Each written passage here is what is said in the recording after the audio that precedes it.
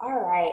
So thank you all so much again for joining me this morning. I'm Dr. Mire. I'm the director in the Office of Care and Civility and Student Affairs, and we have some of our Rockstar students with us this morning just to discuss their experience as a graduate professional student, but also some of the other roles that they may have in their world outside of school. And so I want to give our students and their partners a chance to introduce themselves. So Allie, do you want to kick us off? Sure. So I'm Allie Sherrier. My husband is David, and then I have a just over 1-year-old son named AJ. And apparently I'm the only one without my family this morning because my husband has gone back to working in the office already, and daycare has opened. And as much as I love my son, I need to work. So he's already at daycare this morning. That is completely fair. Which program are you in, Allie? I'm in the GSBS PhD traditional track. I'm in the genetics program, and I specifically do research in forensic genetics and human identification. And I'm a 4th-year student. Awesome. All right, Johnny. My name's Johnny Hatch, and this is my wife, Emily. This is our second little girl, Eliza. I guess our first is a boy, and his name's Eugene. He's going to wake up in a little bit. We'll have to go get him. I'm a first-year student at TCOM, and yeah, do you want to say anything else, Emily? And I stay at home. I'm a stay-at-home mom and watch the 2 kids. That's awesome. Thank y'all. And Savannah. Hi, my name is Savannah, and I am a first-year PA student. I'm here with my husband, Ryan. Hey, guys. And we have a just turned 3-year-old. There's a picture of him when he was a little baby. He is also at daycare right now. Because we have to have it. Yeah. It's completely fair. And like I told the students before we started the recording, my 5-year-old could very well make an appearance right behind me while we're recording, but it's appropriate. All right, so I'll read the first question, and then whoever wants to kick it off, go for it. So when you started your program, what were your preconceived notions of what navigating school and family would look like? And then what has it actually looked like?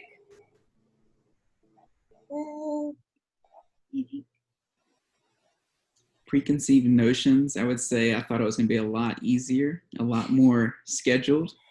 And because, I mean, we both went, like, she was working an 8 to 10 hour a day job, usual job. It was pretty demanding, high stress environment. And I was like, oh, it can't be any worse than that.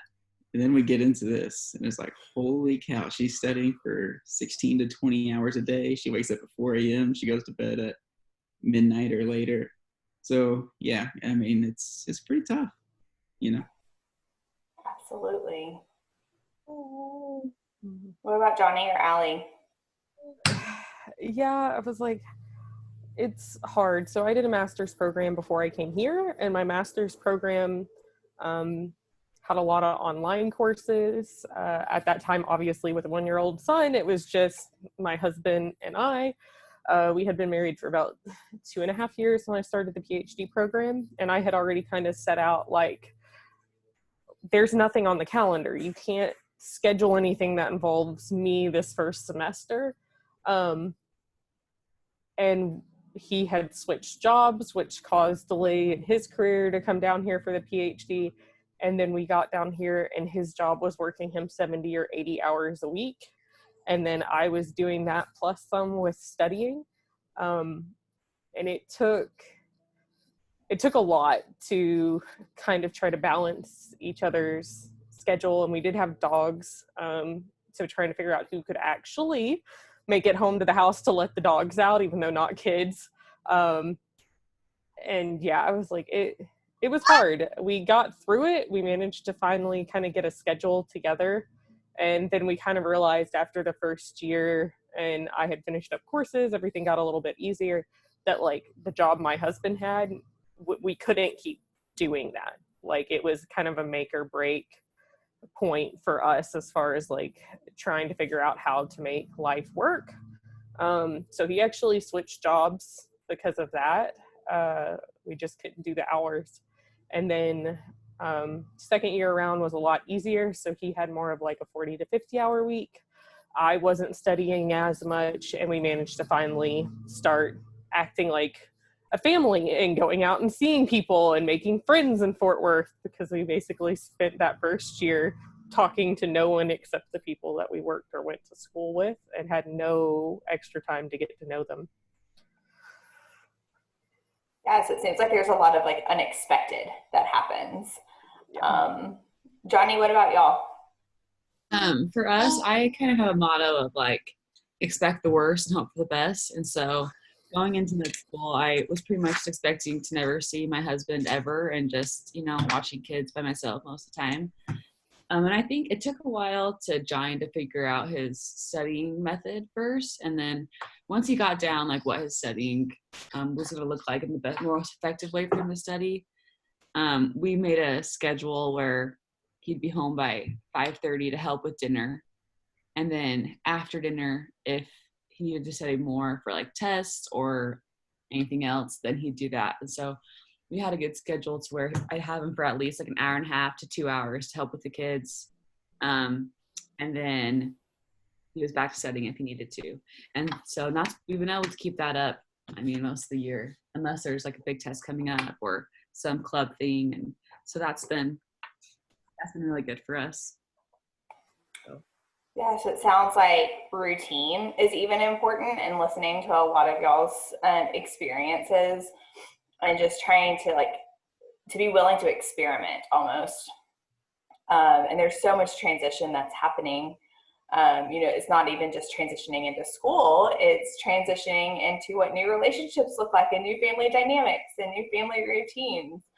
And it's just like one of those transitions can be difficult enough, and then you add all of those in, but it also seems like y'all have all had a willingness to just experiment, to see like what's worked and to work with each other. And so I think that's just really awesome, because I think it goes to show that we're not meant to do this alone. And in all of y'all's stories, it's taken not just one person to make this work within the family unit.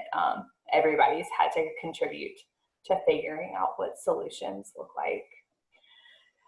So the second question is, what has been most helpful in navigating family and school? I was like, the most helpful has honestly been my colleagues. So I have one person or two people on my committee who both had kids during their PhDs, plus my main PI is very understanding. And I know that's not necessarily helpful for some other people, but I kind of already had a philosophy going into my PhD that whoever I worked for, I wanted them to care, and I wanted them to be able to work, with the issues I had, or understand that life happens. So I spent a lot of time trying to find that in a PI, not knowing at the time that a child that shouldn't exist, because I wasn't supposed to be able to have kids, would randomly appear halfway through my program, and me going what? I had just settled to I was never going to be a mom. But my colleagues have been the biggest support, and even like the PhD students that I see and work around constantly, I thought it would be a lot harder and I would be judged a lot more for having a kid during the PhD. And I can't say that like there hasn't been some judgment to getting pregnant in the middle of a graduate program. But for the most part, everyone cares. They just want to help. And it took me a lot this last year. We had health issues with my son. We ended up in a situation with a bad rental house. We ended up not having a home for 2 weeks, on top of starting 2020 with its own issues and now the pandemic. And so I had to just finally break down and ask for that help. And people were offering, I just didn't want to admit that I needed it. So like I've had other students that have come over and watched my kids. My entire research lab came and packed up the house we were in that was literally making my whole family sick because of mold. wore masks and brought gloves and did not complain once. And every time we said thank you, said that, oh, I don't know what you're talking about, and moved on. So it really has to do with just finding a community of people that care about you and your family. And luckily, I feel like at UNT HSC, that's the majority of people. There have only been a couple of people that I have run into that I've ever gotten kind of any like kickback that they didn't understand that, you know, trying to be a young adult in graduate school with a kid and family is hard. And I think that just comes from them not having families themselves, or just not having experienced some of the hardships that go along with that.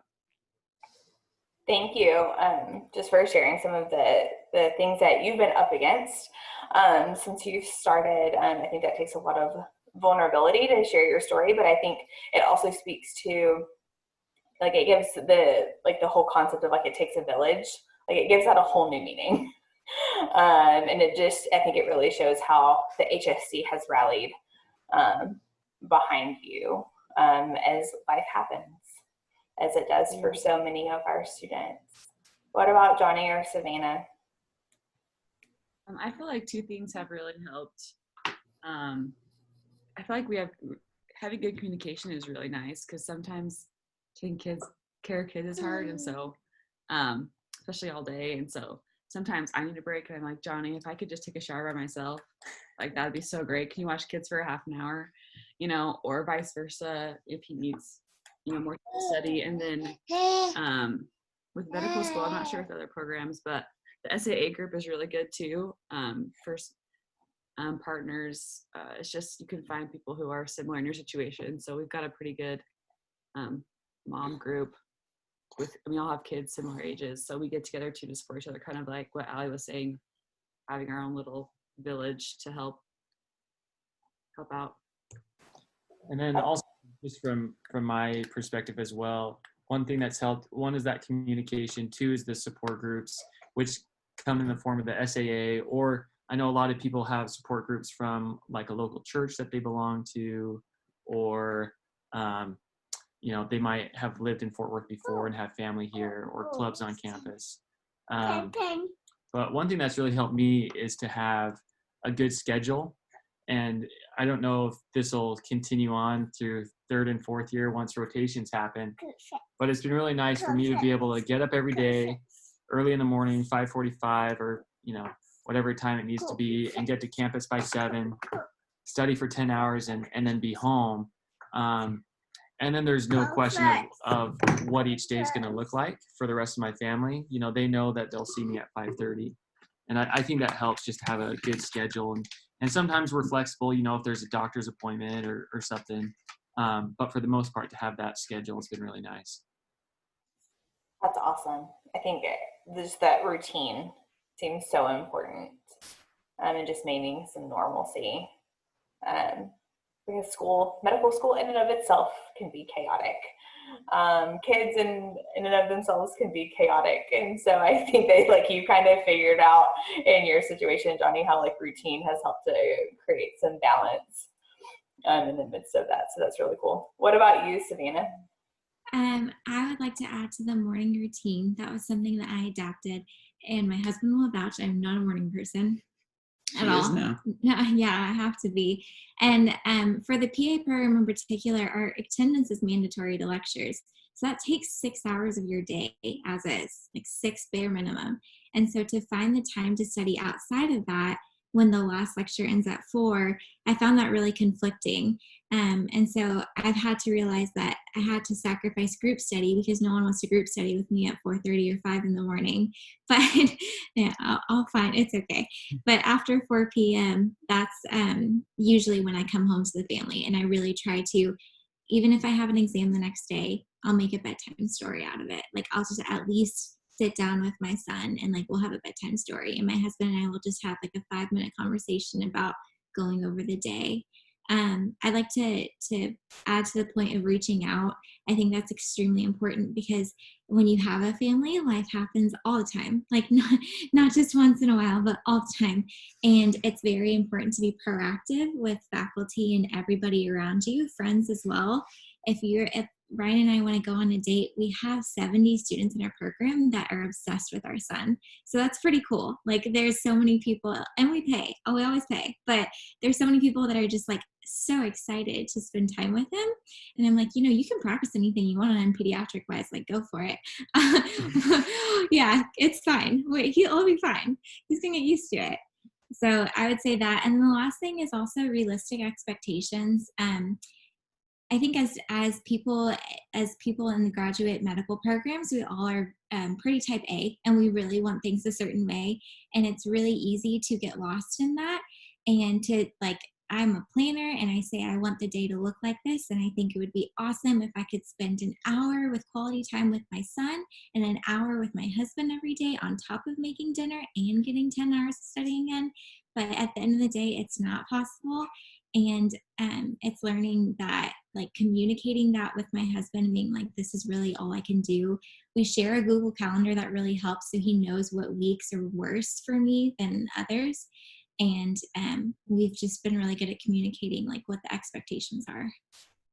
Yeah, and for me to add on that too, my two things would be to try to keep everything as simple as it possibly can be. And then the schedule and the routines, everybody's on the same page, and the calendar that works great because I knew where she was at.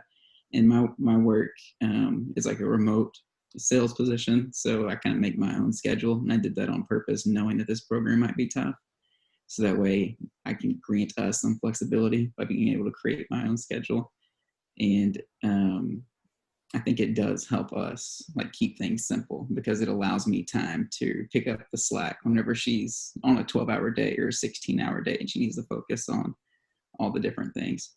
And then another thing I would add to that too is just having more grace for your spouse, because there's so many things that she wants to accomplish every single day. And of course it hurts whenever she can't accomplish those things. And usually the thing that does get dropped is the family side of it, whether it's James or if it's with me. So just having grace in those situations, it's like, hey, it's okay. I know you had an insanely hard day, and just kind of keep going.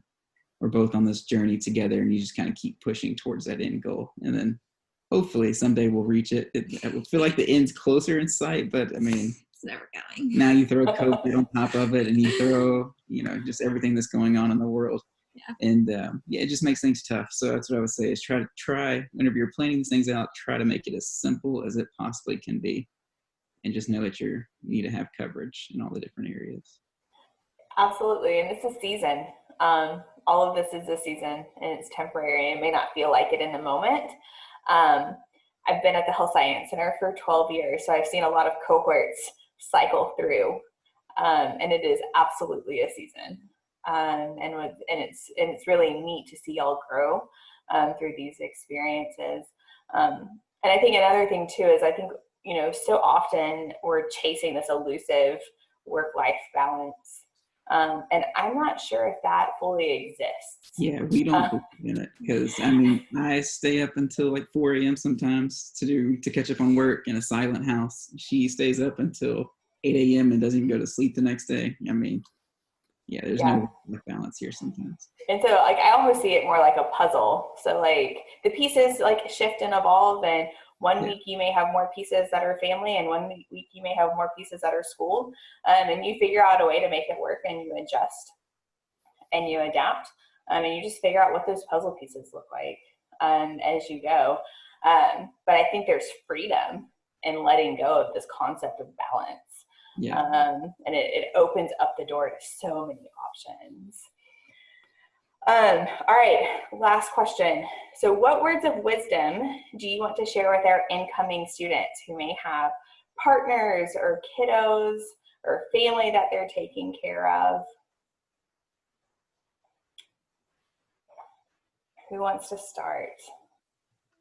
I'll go first. I actually already planned the answer to this question was going to be my husband, so I'll just build off of it. It's grace. You have to have grace. That's at the end of the day. there are times when my son, like even this morning, my alarm was going off and I stayed an extra 15 minutes because he came in 15 minutes before my alarm went off and just put his head on my chest.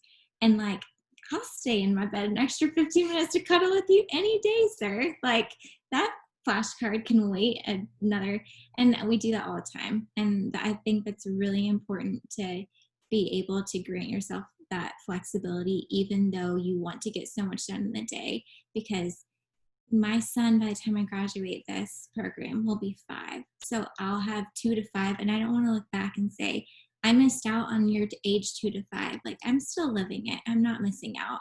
I'm still here. It's not just going to fly by like, oh, I'll have another kid or something like that. But this is essential time. You have to be present and give yourself grace with that. Yeah, and just focus on the little victories. That's all I would add to it, because I mean, there's so many things that you want to accomplish and that maybe you don't get to accomplish, but we have an advantage as being a family. A lot of your peers and the students that are in the class as well, they're not going to have the same little victories, like your son riding a bike or your son opening a present for his birthday party, or I mean, all the little things. And just focus on those little victories and like, hey, we get to enjoy this, even though we're in a really extremely difficult time and we don't get any sleep, but still there's a lot of cool things that we're doing that other people aren't doing right now. I love that reframe. That's really powerful. How about Allie or Johnny? So for me, especially since adding AJ, my son, to the mix, is to just let go of the guilt. So like I said, he had some health issues. So we actually spent a total of like 24 hours over 3 days in the emergency room the day before I was supposed to go back to work after maternity leave, and he was supposed to start daycare. And his pediatrician had to sit down with me because I was burnt out. I was tired. I was done. I needed time to myself. Maternity leave is no joke for some sort of vacation. It was hard. So much time by myself with a new person that I had no clue what to do with. And the pediatrician sat down with me and she's like, take him to daycare. And I was like, but he's been sick. And she's like, no, he's fine now. We have everything under control. Take him to daycare.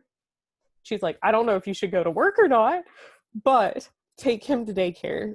So I called my boss, explained what happened, and I took him to daycare that morning. My boss told me to go home after he realized how little sleep I had had.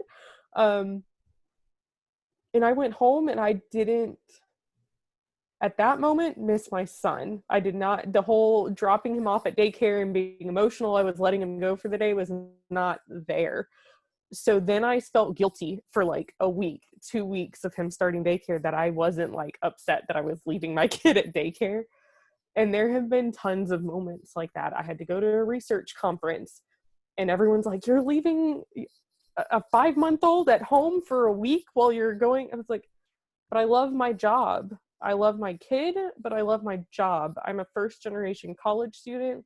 I have worked for a decade to be where I am at right now.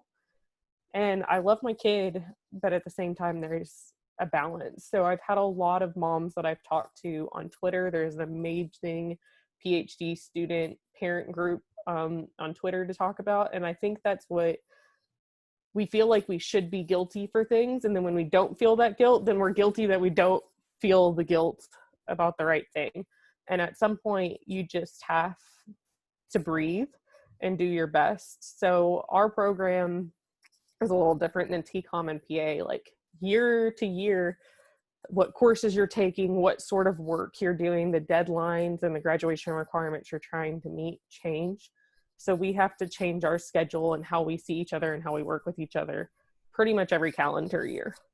Is like a fresh start and trying to figure out a new balance in August. And yeah, you just have to let go of the guilt and then forgive each other. And yeah, like they said, enjoy those small victories, because I get to enjoy when my husband gets a promotion, but I also get to enjoy the last 3 days of my son saying, "What's that?" and pointing at every single thing that he sees. And my husband and I explain exactly what's that every single time he does it. And then if I'm not sure how to explain what's that, because I want it done in a scientific way instead of just, I think that, I don't have any clue what animal that is in your storybook and a board book for a kid. Does it have a name on it? You know, then we make a joke out of it and call it something else for a while. It's just living in the moment and enjoying, you know, what you can, and I feel like don't feel bad for learning and expanding yourself for your family. Yeah, I feel like that's a critical point because, I mean, we all have our guilt, and I feel like moms definitely have some guilt, and it's not like it comes from many other places. It doesn't come just from one source. I mean, it comes out of nowhere sometimes. And yeah, just being able to get past that guilt and knowing what you need to accomplish. I think that's a big thing in being successful. Yeah, I had several friends outside of school that assumed after I got pregnant I was dropping out of my PhD program, and my husband had to keep explaining she's not. And so that was really interesting because it never occurred to me that I would quit school because I had a child. Like that doesn't seem logical, but plenty of people that don't understand what I do for a living assumed I was dropping out and going to become a stay-at-home mom. And I was like, no. Yeah, that's what I mean. It comes from there. Yeah. Absolutely. Everybody has their own path, and I think it's being able to honor your own path and honor the paths of others, knowing that they are uniquely theirs. And I feel like I took my comps for my PhD. I prepped for those when I was on maternity leave, and I took my comprehensive exams with a 3-month-old, and it was hard. It was hard and it was isolating. And I think you're right, Allie. Guilt is real, but I think there can be a lot of freedom in being able. I can't even imagine doing comps after maternity leave. I don't recommend it. I don't recommend it. It's not something I would recommend to others. I did my research proposal at 38 weeks. So my PI was joking about me going into labor while trying to do my research proposal defense. And I told him if I did that, then they could have the ambulance waiting, but I was finishing my research proposal before I left the room. Absolutely. Absolutely. I understand. All right, Johnny and Emily, what kind of advice would y'all, or words of wisdom would y'all have for incoming students? So a thought that I had with everybody talking, also, like, I feel like kids are just so resilient.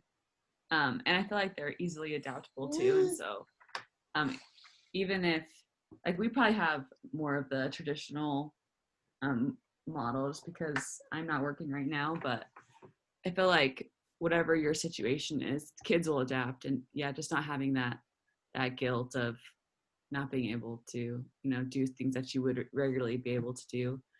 Because it is a time and a season, and you know, life goes on, and those kids will, I feel like, especially as a mom, like your strengths and your talents your kids will be grateful for those. You know, they'll be, oh, that's so cool that my mom, you know, does this, or my mom does that. And I worked before as a dance teacher, and it's stuff that I do on the side now, and I know that that's something that I want my kids to be involved in as well, and that will help, that will, you know, benefit their lives. And so I think it's a good thing. It's a benefit for them.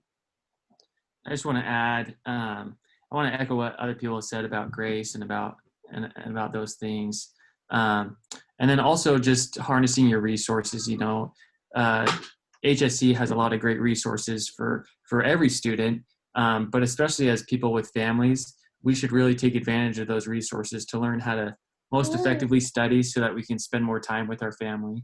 But then also, you know, they have a great financial aid resources where you can go and discuss ways to save money and things of that nature, as well as the resources of other students who have come before who have done the same thing. You know, there's a lot of second and third year students who are in the same situation as we are.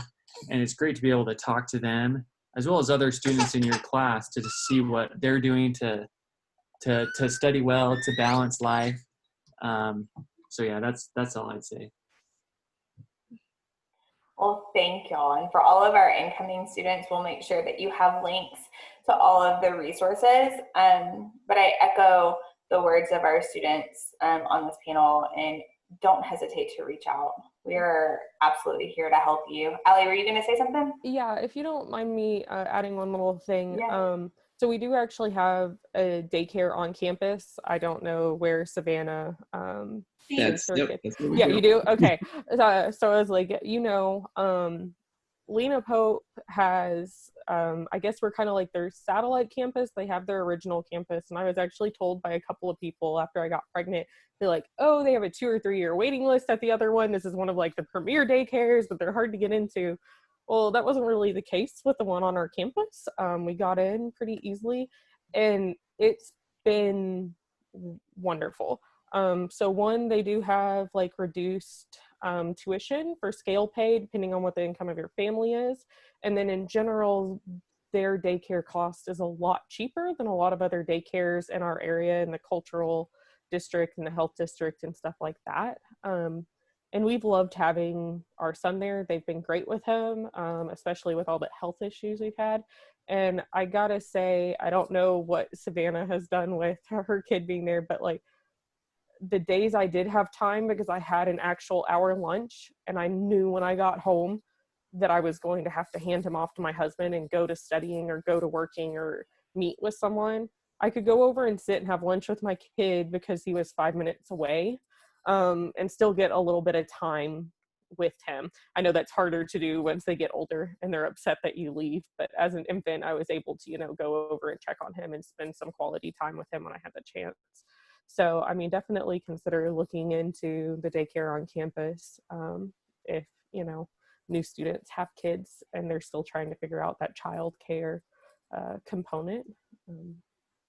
Absolutely. And in our student parent resource guidebook, we have a link to a blog that has a list of all of the daycares in Fort Worth. So that way they've done the work for you and figuring out like location and price point and stuff like that. So please don't hesitate to reach out if we can help you find resources. To our current students who helped us out with this panel, thank you for sharing your words of wisdom, for sharing your experiences. This is how we all become better, is whenever we're able to learn from each other. So I appreciate y'all.